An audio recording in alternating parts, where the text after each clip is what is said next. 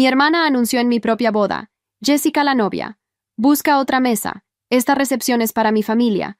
Cuando estaba a punto de sentarme en la mesa principal con mi esposo, después de descubrir que nuestra madre le había dado el cheque de $10,000 que era nuestro regalo de bodas. Ella había convencido a mamá de que lo merecía más por estar embarazada de su tercer hijo, mientras que yo ya tenía todo por haberme graduado de la escuela de medicina. El silencio que siguió fue ensordecedor. 200 invitados nos miraban mientras Valeria, con su vestido azul marino que hacía resaltar su vientre de 5 meses, mantenía una sonrisa triunfante. Mi madre, sentada a su lado, evitaba mi mirada como si fuera culpable de un crimen. Mi recién esposo David apretó mi mano, sus nudillos blancos de la tensión. En lugar de explotar o llorar como todos esperaban, levanté mi copa de champán y sonreí. Tienes razón, Valeria, esta mesa no es para mí. Los murmullos comenzaron cuando caminé hacia el centro del salón. Lo que no sabían es que yo tenía una sorpresa especial para esta familia que tanto ama el dinero. Soy Jessica Moreno, médica recién graduada y, hasta esa noche, la hija que siempre cedía ante los caprichos de su hermana menor. Valeria había sido la princesa de la familia desde que nació, 3 años después que yo. Cada logro mío era opacado por alguna crisis suya que requería atención inmediata. Cuando me aceptaron en medicina, ella anunció su primer embarazo. Cuando conseguí mi primer trabajo en el hospital, ella se divorció dramáticamente, pero esta vez había ido demasiado lejos, y lo que no sabía es que yo había estado documentando cada centavo que nuestra familia me había pedido prestado durante años. Los años previos a mi boda habían sido una montaña rusa emocional. Mientras estudiaba medicina, trabajaba de mesera los fines de semana para costear mis gastos personales y ayudar en casa. Mamá siempre tenía alguna emergencia.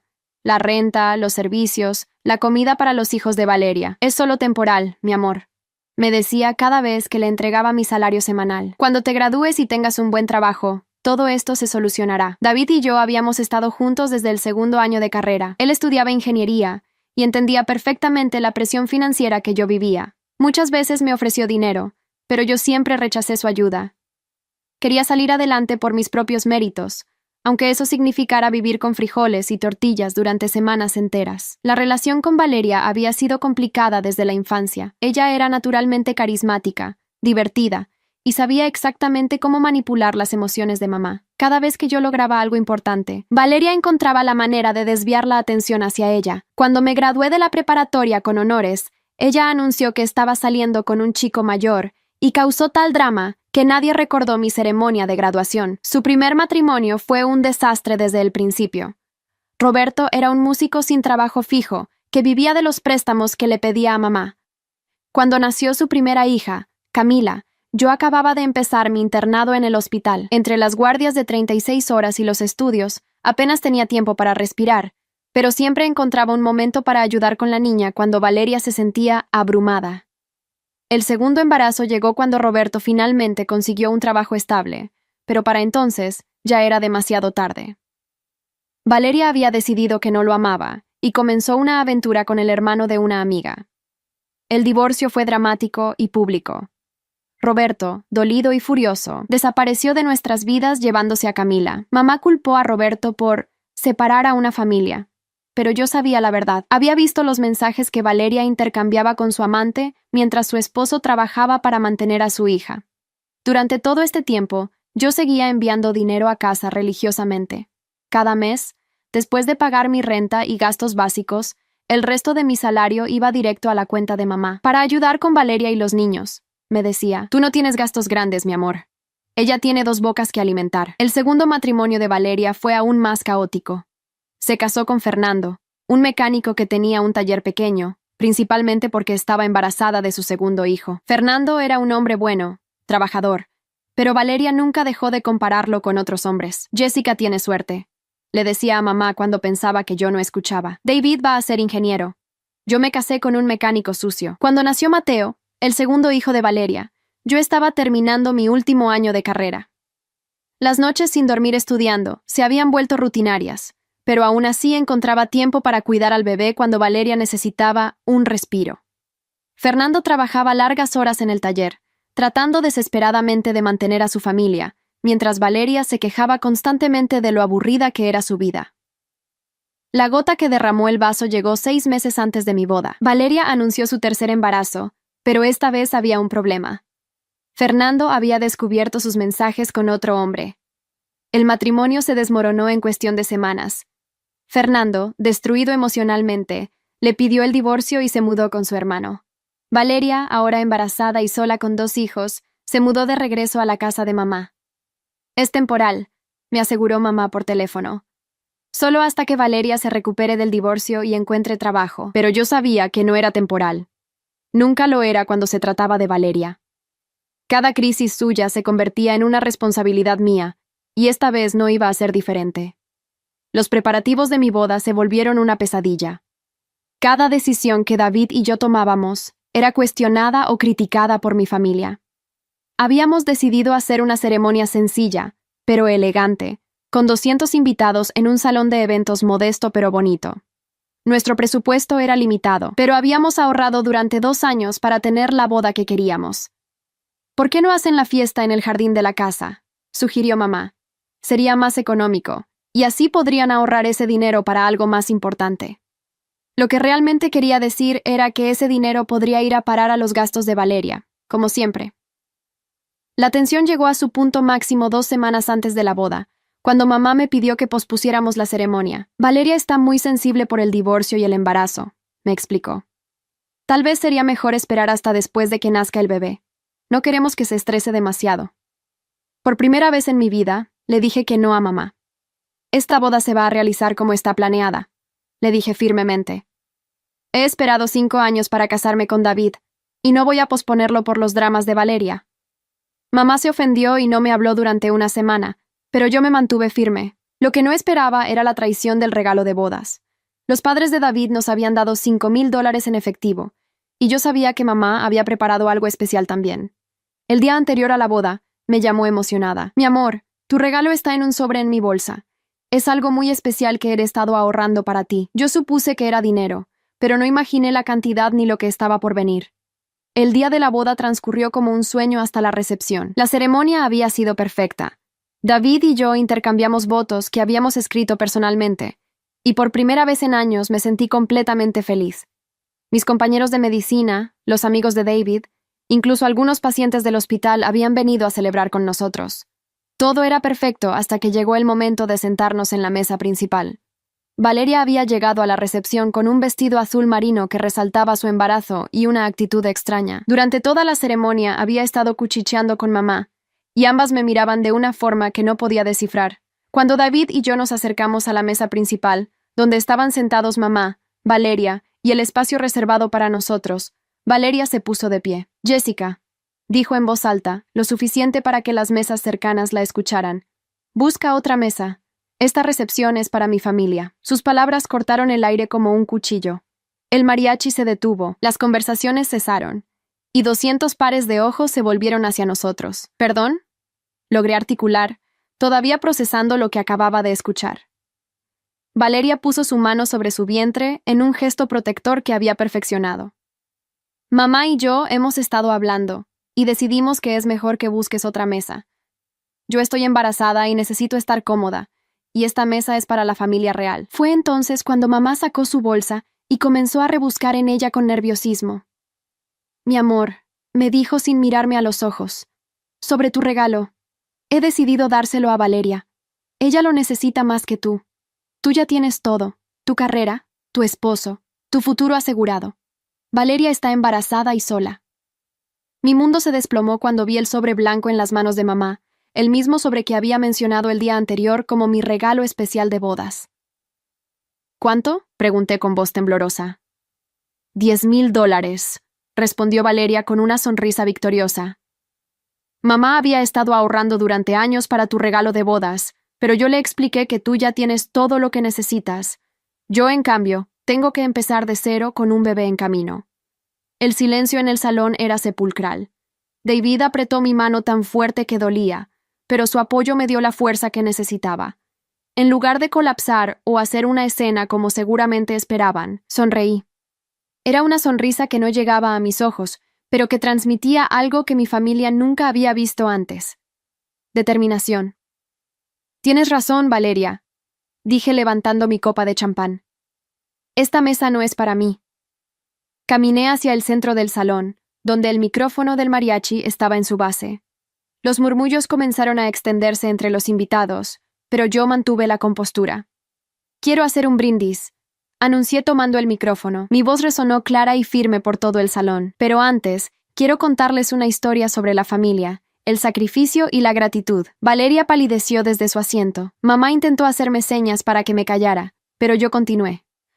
Durante los últimos 10 años, desde que empecé la universidad, he enviado a mi familia un total de $120,000. Sí, han escuchado bien. $120,000. Un murmullo de sorpresa recorrió el salón. David me miró con los ojos muy abiertos. Ni siquiera él conocía la cantidad exacta. Pensé que era mi deber como hija ayudar a mi familia. Trabajé de mesera durante toda la carrera. Viví con frijoles y tortillas. Usé ropa de segunda mano. Todo para que mi hermana pudiera tener una vida cómoda mientras yo estudiaba medicina. Valeria se había puesto de pie, su rostro ahora rojo de vergüenza. «Jessica, ya basta», murmuró, pero su voz no llegó al micrófono. «Pero la historia no termina ahí», continué.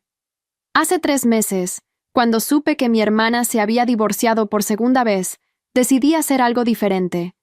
Contraté a un investigador privado para que descubriera exactamente dónde había ido todo mi dinero durante estos años. El silencio era absoluto. Incluso el personal de servicio se había detenido para escuchar. ¿Saben qué descubrí? Que mi querida hermana, que según mi madre necesitaba ayuda desesperadamente, tenía 3 cuentas bancarias secretas. Una con $45,000, otra con $28,000 y una tercera con $17,000. Valeria había perdido todo el color en su rostro. Mamá la miraba con horror, finalmente entendiendo la magnitud de la traición. Todo este tiempo, continué, mientras yo vivía como estudiante pobre, mi hermana había estado ahorrando cada centavo que yo enviaba para sus emergencias y sus gastos de los niños. Saqué un sobre de mi bolsa de novia. Aquí tengo todos los extractos bancarios, todas las transferencias, todas las mentiras documentadas.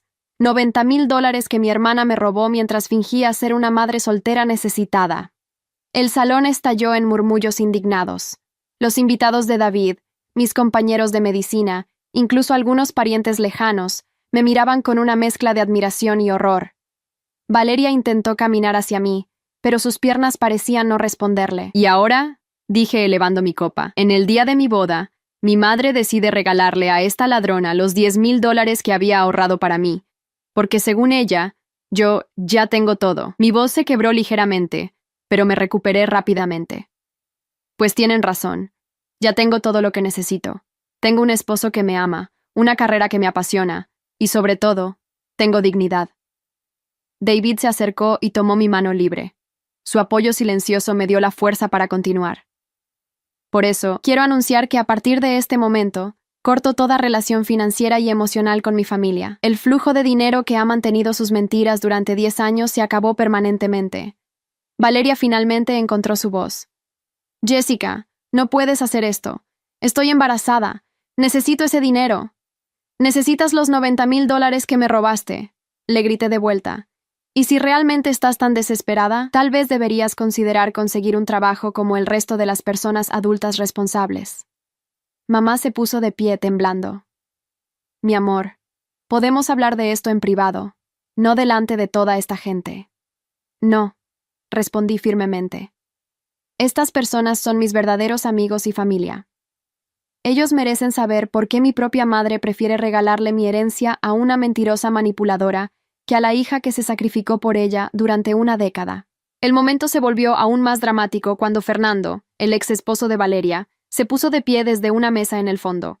Yo lo había invitado porque, a pesar de todo, habíamos desarrollado una amistad después de su divorcio.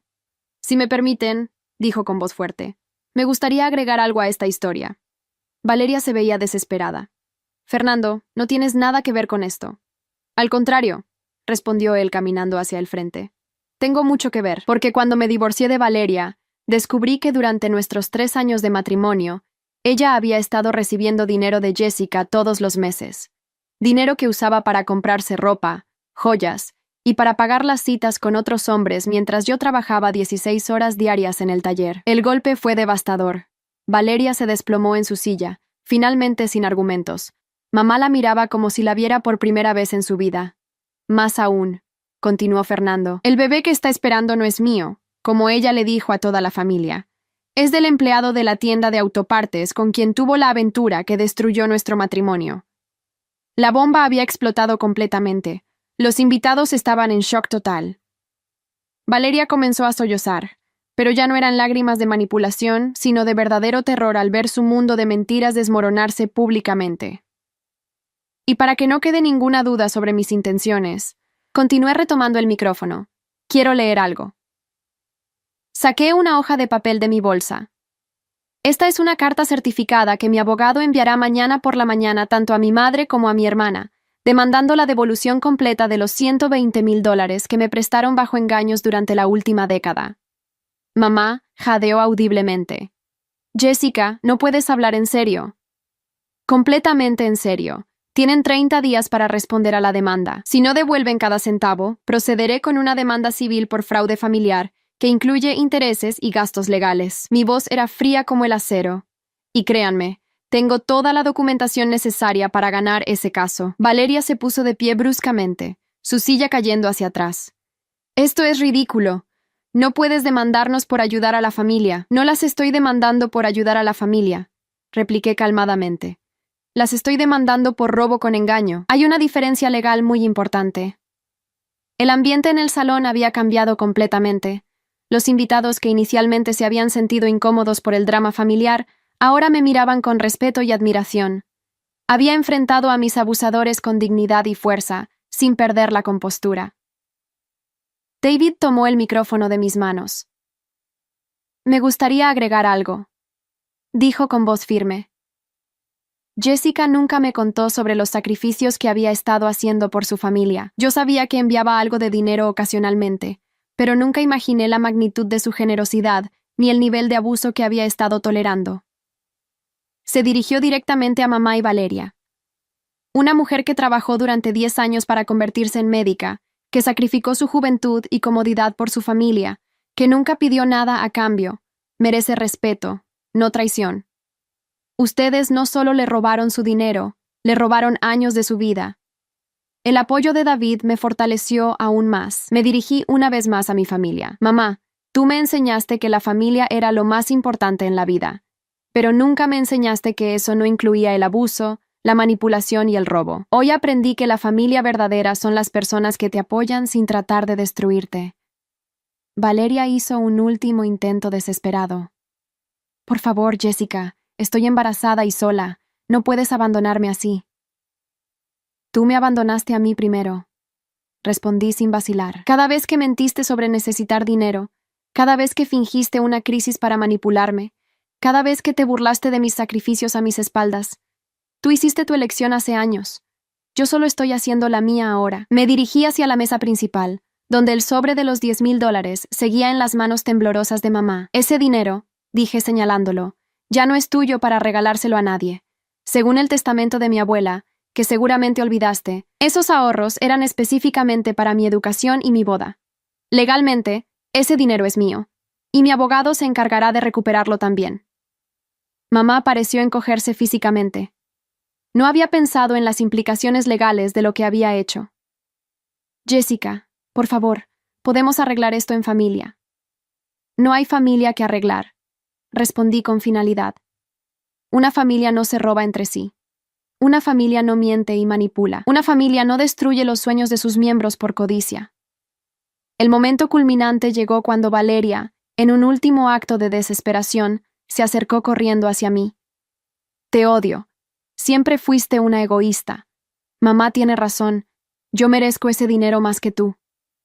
Su outburst confirmó todo lo que yo había dicho. Los invitados la miraban con disgusto, mientras ella continuaba gritando acusaciones incoherentes. David se interpuso entre ella y yo, protegiéndome físicamente de su arrebato.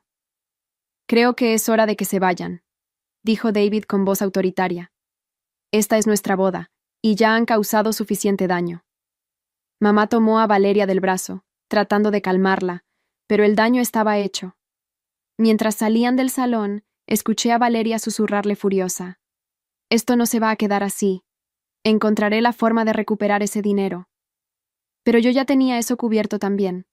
después de que mi familia se fuera, el ambiente en el salón cambió drásticamente. Los invitados, que inicialmente se habían sentido incómodos por presenciar el drama familiar, ahora se acercaban a felicitarnos y expresar su apoyo. Mis compañeros de medicina, que conocían mi dedicación y trabajo duro, estaban especialmente indignados por lo que habían escuchado. La doctora Martínez, mi supervisora del hospital, se acercó con lágrimas en los ojos. Jessica, no tenía idea de lo que habías estado pasando. Tu dedicación al trabajo ahora tiene mucho más sentido. Eres una mujer extraordinaria. Los padres de David, que habían observado todo en silencio, también vinieron a abrazarme. Bienvenida oficialmente a nuestra familia, mi amor, me dijo la mamá de David. Una familia donde nunca tendrás que preocuparte por ser traicionada o manipulada. El resto de la recepción se convirtió en una verdadera celebración. Sin la energía tóxica de mi familia biológica, pude relajarme y disfrutar genuinamente de mi noche de boda. David y yo bailamos nuestro primer vals como esposos, mientras los invitados nos rodeaban con sonrisas sinceras y bendiciones genuinas. Pero la noche reservaba una sorpresa más. Cerca de las 11 de la noche, cuando la fiesta estaba en su mejor momento, recibí un mensaje de texto de un número desconocido. Era Roberto, el primer ex esposo de Valeria y padre de Camila. Jessica, acabo de enterarme por Fernando de lo que pasó en tu boda. Necesito hablar contigo urgentemente. Tengo información sobre Valeria que podría interesarte para tu caso legal. Le mostré el mensaje a David, quien sugirió que lo llamara inmediatamente. Roberto contestó al primer timbre. Jessica, felicidades por tu boda. Lamento mucho lo que te hizo tu familia. Gracias, Roberto. ¿Qué información tienes? Después de mi divorcio, contraté un detective privado para investigar las finanzas de Valeria, porque sospechaba que me estaba ocultando dinero. Descubrí algo que puede ser muy útil para tu demanda. Su voz sonaba seria. Valeria no solo tiene las 3 cuentas bancarias que mencionaste. Tiene una cuarta cuenta bajo el nombre de soltera de tu madre, con más de $60,000. Mi sangre se heló. ¿60,000 más? Y eso no es todo. Compró una propiedad pequeña en Cuernavaca hace 2 años, también bajo el nombre de tu madre. Vale aproximadamente $150,000, todo pagado en efectivo. La traición era aún más profunda de lo que había imaginado. No solo me habían robado $120,000, sino que habían estado invirtiendo mi dinero en propiedades sin mi conocimiento. Roberto, ¿tienes documentación de esto? Toda la que necesites. Mi abogado tiene copias de todo. Te las envío mañana mismo. Cuando colgué, David me miraba con una mezcla de admiración y preocupación. ¿Cómo te sientes? Curiosamente liberada, respondí honestamente. Por primera vez en 10 años, tengo toda la verdad.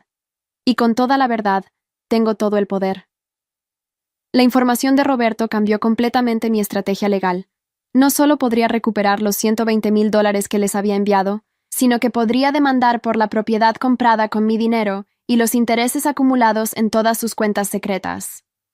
Al día siguiente, después de una noche de bodas perfecta en el hotel más exclusivo de la ciudad, pagado con nuestros propios ahorros, David y yo nos reunimos con mi abogado.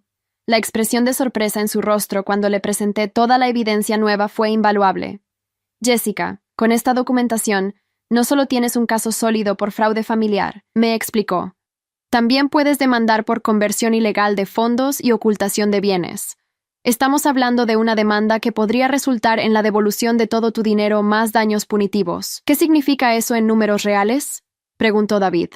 Conservadoramente, $250,000 más los costos legales y intereses. Si ganamos todo, podrían ser más de $300,000. Esa tarde recibí la primera llamada de mamá desde la boda. Su voz sonaba derrotada. Jessica, necesitamos hablar. Valeria me contó sobre las cuentas bancarias. No sabía nada de eso, te lo juro. Es demasiado tarde para disculpas, mamá, le respondí fríamente. Tuviste 10 años para preguntarte dónde iba mi dinero. Elegiste no hacerlo porque te convenía no saberlo. Por favor, mi amor, no involucres abogados. Podemos arreglar esto en familia. La familia se arregla en familia, repliqué.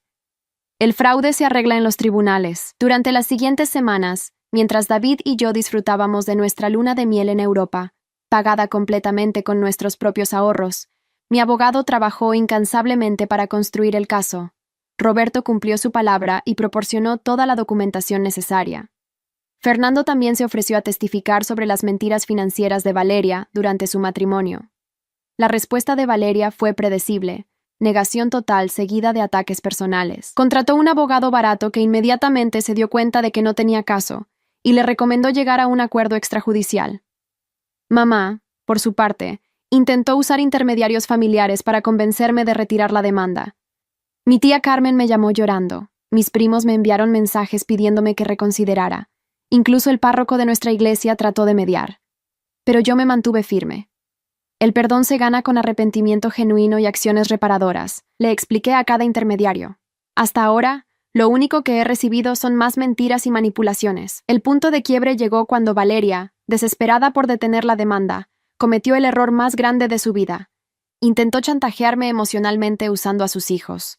Me llevó a Camila, su hija de 8 años, a mi consulta médica en el hospital. La niña, confundida y claramente presionada, me pidió que perdone a mami para que no vayamos a la cárcel. Esa manipulación final selló el destino de Valeria. Usar a una niña inocente como arma emocional cruzó una línea que no tenía retorno.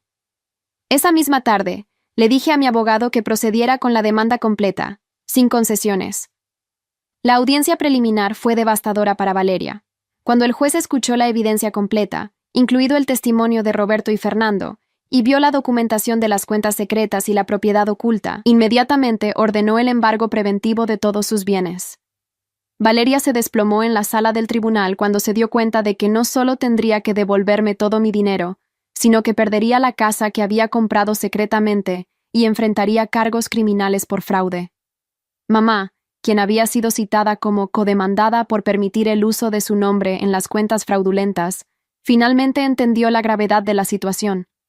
Se acercó a mí en el receso de la audiencia, llorando genuinamente por primera vez en años. Jessica, lo siento mucho. No sabía que las cosas habían llegado tan lejos. Por favor, dame una oportunidad de arreglar esto. Mamá, le dije con tristeza pero firmeza, tuviste 10 años de oportunidades para hacer lo correcto. Elegiste a Valeria cada vez. Ahora vive con las consecuencias de esa elección. El juicio completo duró 3 días. La evidencia era tan abrumadora que el abogado de Valeria recomendó declararse culpable a cambio de una sentencia reducida. Valeria se negó, convencida hasta el final de que podría manipular su salida de la situación. Fue un error costoso. El veredicto final fue aún más favorable de lo que mi abogado había predicho. El juez no solo ordenó la devolución completa de mis $120,000 originales, sino que agregó daños punitivos por fraude intencional, intereses compuestos por 10 años, y los costos completos del juicio. La cantidad final, $412,000. Valeria fue sentenciada a 2 años de prisión por fraude, que fueron suspendidos bajo la condición de que pagara la restitución completa y cumpliera 500 horas de servicio comunitario. Mamá recibió una sentencia de libertad condicional por su participación, pero tuvo que entregar todos los bienes que estaban bajo su nombre. La casa en Cuernavaca, las cuentas bancarias secretas, incluso las joyas que Valeria había comprado con mi dinero, todo fue liquidado para pagar la sentencia. Pero la justicia legal fue solo el comienzo de las consecuencias para mi familia. 6 meses después del juicio, David y yo estábamos instalados en nuestra nueva casa, comprada completamente con el dinero recuperado de la demanda. Era una casa moderna en una zona exclusiva, con un jardín hermoso y una oficina donde yo podía trabajar en mis casos privados de consultoría médica. Mi carrera había florecido después del escándalo. La historia de cómo había enfrentado el abuso familiar se había extendido por el hospital, y varios colegas me habían referido pacientes privados que admiraban mi fortaleza. Mi práctica privada se había convertido en un éxito inesperado. David había sido promovido a jefe de proyecto en su empresa de ingeniería, y estábamos planificando expandir nuestra familia. Por primera vez en mi vida, tenía seguridad financiera real, y más importante aún, paz mental. Valeria, por otro lado, había perdido todo. Después de que se liquidaron sus bienes para pagar la restitución, se encontró sin casa, sin ahorros y sin credibilidad. Ningún empleador quería contratar a alguien con antecedentes por fraude, y su red social se había desmoronado cuando la verdad sobre sus mentiras se hizo pública. El bebé había nacido prematuramente debido al estrés del juicio. Era un niño sano, pero Valeria luchaba como madre soltera sin recursos. Fernando, a pesar de que el niño no era suyo, ocasionalmente ayudaba con pañales o fórmula, pero más por pena que por obligación. Mamá había envejecido años en meses. La vergüenza pública de haber sido cómplice del fraude de su hija menor había destruido su reputación en el vecindario y en la iglesia. Se había visto obligada a vender su casa para cubrir su parte de los daños legales, y ahora vivía en un apartamento pequeño, trabajando como empleada doméstica a los 62 años. Los intentos de reconciliación llegaron regularmente. Cartas, mensajes a través de parientes, incluso apariciones no anunciadas en mi trabajo. Pero yo había aprendido a reconocer la manipulación emocional por lo que era, y mi respuesta era siempre la misma. Las acciones tienen consecuencias. Ustedes eligieron sus acciones. Yo elijo las mías. La Navidad de ese año fue particularmente reveladora. David y yo la pasamos con sus padres, quienes nos habían acogido completamente como familia. Era una celebración llena de risas genuinas, regalos pensados con amor, y tradiciones familiares que realmente celebraban la unión familiar. Mientras tanto, recibí informes de parientes sobre la Navidad de mamá y Valeria, solitaria, tensa y llena de reproches mutuos sobre quién era culpable de la situación actual. La ironía no se me escapaba. Durante años, me habían hecho sentir como si fuera yo quien necesitaba a la familia. Resultó que ellas eran quienes dependían completamente de mí, y sin mi apoyo financiero y emocional, su mundo cuidadosamente construido de mentiras se había desmoronado. Un año después del juicio, recibí la noticia de que Valeria había intentado declararse en bancarrota para evitar seguir pagando la restitución. Mi abogado rápidamente bloqueó esa maniobra, demostrando que había ocultado bienes adicionales durante el proceso original. El juez, ya fastidiado por las tácticas dilatorias de Valeria, agregó 6 meses más a su sentencia suspendida y ordenó auditorías mensuales de sus finanzas. Cada intento de evitar las consecuencias de sus acciones solo las empeoraba. Para entonces, yo había establecido completamente mi nueva vida. Mi consulta privada era próspera. David y yo habíamos comprado una segunda propiedad como inversión y estaba embarazada de nuestro primer hijo. La noticia de mi embarazo circuló entre la familia extendida y, por supuesto, llegó a oídos de mamá y Valeria.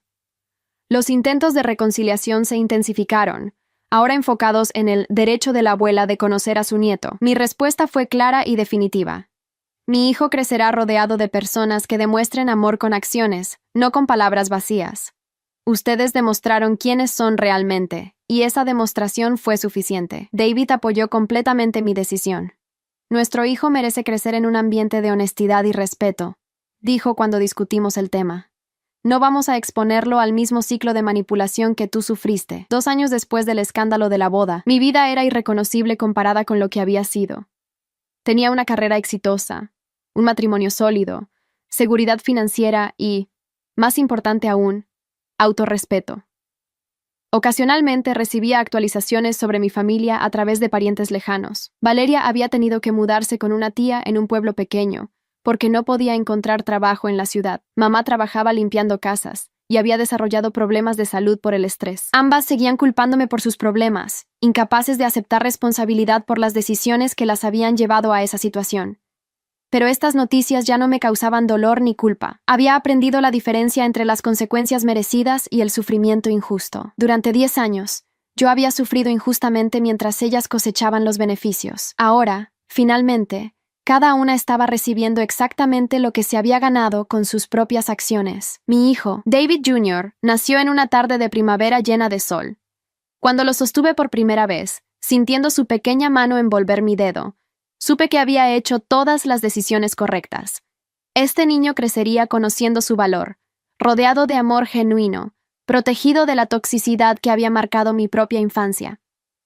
Las únicas abuelas que conocería serían las que habían demostrado ser dignas de ese título, las madres de David, quienes ya lo adoraban antes de conocerlo. Durante la celebración del bautizo de mi hijo, rodeada de amigos verdaderos, colegas que me respetaban, y la familia que había elegido en lugar de la que me había tocado por accidente, reflexioné sobre el viaje que me había traído hasta ese momento. La traición en mi boda había sido dolorosa, pero también había sido el catalizador para la transformación más importante de mi vida. Me había enseñado que el amor real no viene con condiciones ni manipulaciones. Me había mostrado que la lealtad debe ser mutua para ser válida. Y más importante aún, me había dado el valor para defender mi propio valor cuando nadie más lo haría. Mi familia biológica había apostado a que yo era demasiado débil o demasiado condicionada para defenderme. Habían calculado mal. La mujer que había trabajado durante 10 años para convertirse en médica, que había sacrificado su juventud por el bienestar de otros, que había mantenido su dignidad incluso bajo el abuso sistemático. Esa mujer tenía más fuerza de la que ellos jamás imaginaron. Ahora, 5 años después de aquella noche que cambió todo, puedo decir con absoluta certeza que fue la mejor decisión que tomé en mi vida. No porque la venganza fuera dulce, sino porque la justicia fue completa, y la libertad que siguió fue invaluable. A veces, la familia verdadera no es la que te toca por sangre, sino la que eliges con el corazón, y la mía, la que construí con David, con nuestros hijos, con los amigos que se convirtieron en hermanos elegidos. Esa familia vale más que todo el oro del mundo. Valeria tenía razón en una cosa. Yo sí tenía todo, solo que no era lo que ella pensaba. Tenía algo que ella nunca podría quitarme ni comprar. Tenía dignidad, tenía paz y tenía la satisfacción de saber que había luchado por mi propio valor y había ganado. En cuanto a mi familia biológica, ocasionalmente pienso en ellas cuando veo noticias sobre las consecuencias del fraude, o cuando alguien me cuenta historias similares de abuso familiar. Pero ya no las pienso con dolor ni con ira. Las pienso con la misma indiferencia con la que recordaría a cualquier extraño que una vez me hizo daño, como una lección aprendida, una prueba superada, una historia que terminó exactamente como debía terminar. Porque al final, cada una de nosotras recibió exactamente lo que sembró durante todos esos años. Ellas sembraron mentiras, manipulación y codicia. Yo sembré trabajo duro, sacrificio y, finalmente, valor para defenderme. Y como en toda buena historia de justicia, la cosecha fue proporcional a la siembra. Actualización. 5 años después. 5 años han pasado desde aquella noche que cambió mi vida para siempre, y mientras escribo esta actualización, mi hijo David Jr. está dormido en su cuna después de su primer día de guardería. Es increíble cómo el tiempo puede transformar completamente una situación, y cómo las decisiones que tomamos en nuestros momentos más difíciles terminan definiendo quiénes somos realmente. La semana pasada recibí una llamada que me hizo reflexionar sobre todo lo que ha pasado. Era mi prima Leticia, quien siempre había mantenido contacto conmigo a pesar del escándalo familiar.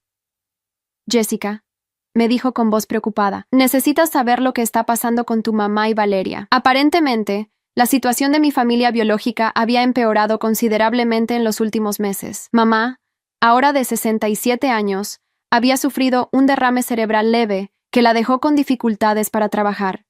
Su empleadora, una familia adinerada para la que limpiaba casas desde hace 3 años, tuvo que despedirla cuando ya no pudo realizar las tareas físicas que el trabajo requería. Valeria, por su parte, había intentado regresar a la ciudad después de años viviendo con nuestra tía en el pueblo. Su plan era conseguir trabajo y reconstruir su vida, pero descubrió que su reputación la había precedido. En una ciudad donde las noticias viajan rápido, especialmente en los círculos médicos y legales donde yo tengo contactos, nadie quería arriesgarse a contratar a alguien con antecedentes por fraude. Están viviendo juntas ahora, me explicó Leticia, en un departamento de 2 habitaciones, en una zona bastante peligrosa. Valeria trabaja en un call center por las noches, y durante el día cuida a tu mamá y a sus 3 hijos. Es una situación muy difícil. Escuché toda la información sin sentir la punzada de culpa que esperaba. En cambio, lo que sentí fue una extraña mezcla de tristeza por la situación y satisfacción por saber que finalmente estaban enfrentando las consecuencias reales de sus decisiones. ¿Y qué esperan que haga yo con esa información?, le pregunté a Leticia. Bueno, dudó. Tu mamá ha estado preguntando por ti, especialmente desde que se enfermó. Dice que se arrepiente de todo lo que pasó y que le gustaría conocer a su nieto antes de... Ya sabes. La manipulación emocional era predecible. Usar la enfermedad y la mortalidad para tratar de generar lástima era exactamente el tipo de táctica que había aprendido a reconocer años atrás. Leticia, le dije con firmeza, mi mamá tuvo 5 años para arrepentirse genuinamente. Tuvo 5 años para intentar hacer las cosas bien sin esperar nada a cambio. Eligió no hacerlo. Pero Jessica está enferma, y yo estuve emocionalmente enferma durante 10 años por culpa de su negligencia y complicidad. La interrumpí. La diferencia es que mi enfermedad era prevenible si ella hubiera elegido ser una madre de verdad en lugar de una cómplice. Después de colgar con Leticia, David me encontró en nuestro jardín, donde suelo ir cuando necesito procesar información difícil. Se sentó a mi lado en el columpio que habíamos instalado el año pasado y tomó mi mano. ¿Todo bien?, le conté sobre la llamada y la situación actual de mi familia. David escuchó en silencio, asintiendo ocasionalmente. Al final, me sorprendió con su respuesta. ¿Sabes qué es lo más impresionante de todo esto? Me preguntó. ¿Qué? Que después de 5 años, ellas siguen esperando que tú seas quien resuelva sus problemas. Ni siquiera la pobreza extrema las ha enseñado a asumir responsabilidad por sus propias vidas. Tenía razón. Incluso en su situación más desesperada, mamá y Valeria seguían viendo mi ayuda como una solución viable, como si los últimos 5 años de silencio total de mi parte no hubieran dejado claro que esa puerta estaba permanentemente cerrada. Esa misma semana, como si el universo quisiera contrastar las dos realidades, recibí una notificación de mi banco sobre el estado de nuestras inversiones. El dinero que recuperé de la demanda, más los ingresos de mi consulta privada y las inversiones inteligentes que David y yo habíamos hecho, habían crecido sustancialmente. Nuestra seguridad financiera era sólida, y estábamos considerando comprar una casa de verano en la playa.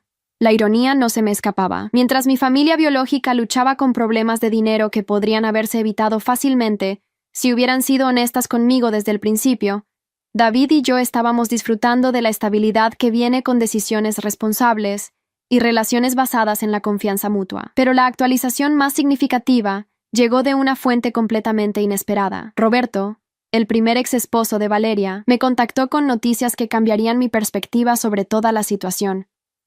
Jessica, me dijo cuando lo llamé de vuelta, necesitas saber algo importante sobre Camila.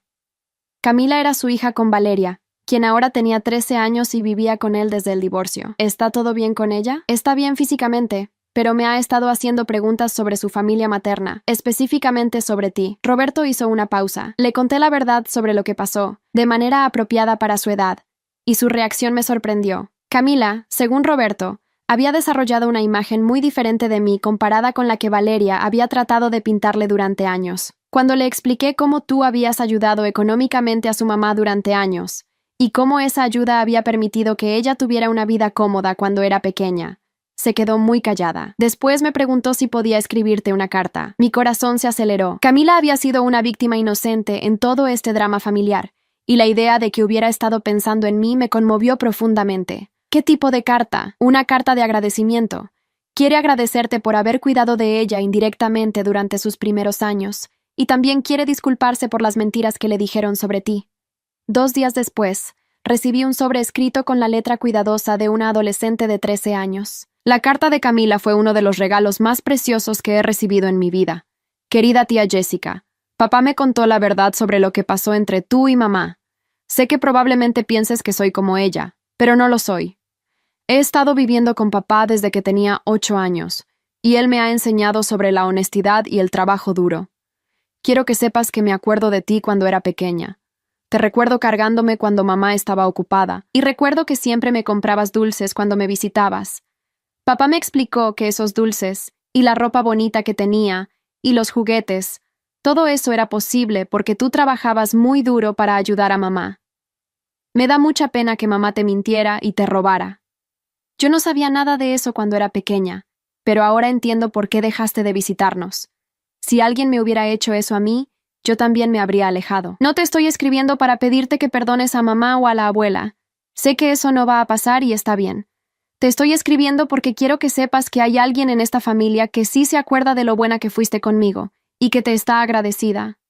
Papá dice que ahora tienes un bebé y que eres muy exitosa.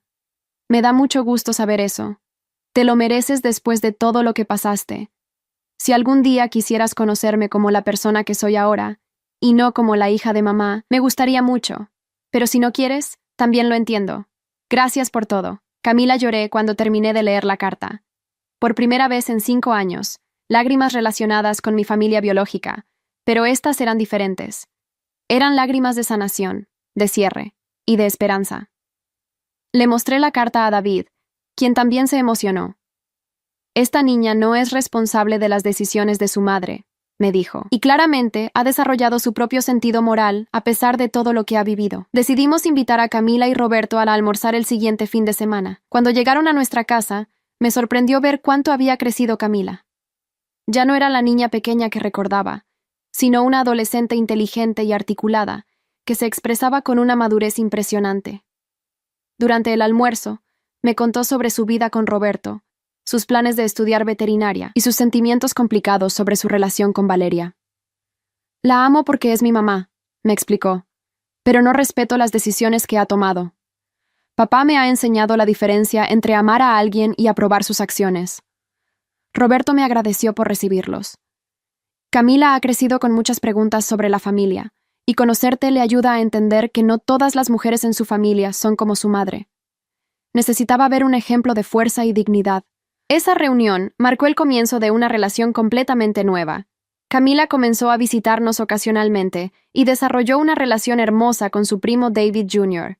Era como si finalmente tuviera la sobrina que siempre había querido, pero sin la toxicidad que había caracterizado mis relaciones familiares anteriores. Lo más hermoso de todo fue que Camila nunca me pidió que reconciliara con Valeria o mamá. Entendía perfectamente que algunas líneas, una vez cruzadas, no pueden deshacerse. En cambio, construimos nuestra propia relación independiente, basada en respeto mutuo y honestidad. 6 meses después de nuestro reencuentro, Camila me pidió ser su madrina de confirmación. Fue uno de los momentos más emotivos de mi vida.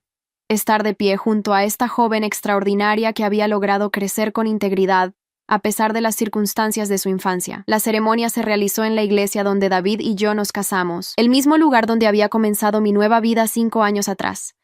Esta vez, la ocasión estaba llena de alegría pura, sin drama ni traición, solo familia real celebrando a una joven que representaba esperanza y renovación. Durante la fiesta después de la confirmación, Camila me tomó aparte. Tía Jessica, me dijo. Quiero que sepas algo. Mamá me pidió que te diera un mensaje hoy. Mi estómago se tensó, esperando otro intento de manipulación. ¿Qué mensaje? Me pidió que te dijera que está muy enferma y que necesita ayuda con el tratamiento médico de la abuela. Camila hizo una pausa y me miró directamente a los ojos. Pero yo no vine aquí a darte ese mensaje. Vine a decirte que estoy orgullosa de ti por mantener tus límites, y que no dejes que nadie te haga sentir culpable por proteger tu paz y tu familia. En ese momento me di cuenta de que había ganado algo mucho más valioso que cualquier dinero o venganza. Había ganado el respeto de la próxima generación. Camila, que había crecido viendo las consecuencias de las decisiones de su madre, había aprendido lecciones que probablemente la protegerían por el resto de su vida. Ahora, mientras termino de escribir esta actualización, puedo decir con absoluta certeza que las decisiones que tomé hace 5 años fueron las correctas. Mi vida está llena de amor genuino, éxito profesional, seguridad financiera y, más importante aún, paz mental.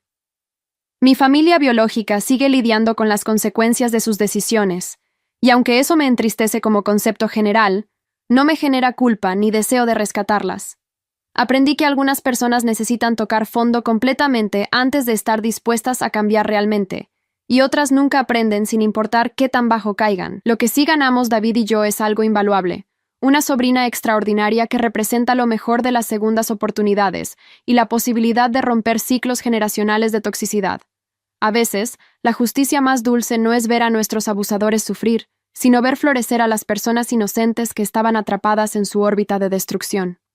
Camila es la prueba viviente de que es posible crecer con integridad incluso en las circunstancias más difíciles, y su presencia en nuestras vidas ha sido el regalo más inesperado de toda esta experiencia. La historia continúa, pero ahora es una historia de construcción en lugar de destrucción, de familia elegida en lugar de familia impuesta, y de amor que se demuestra con acciones consistentes en lugar de palabras vacías. Y eso, para mí, es la verdadera definición de un final feliz.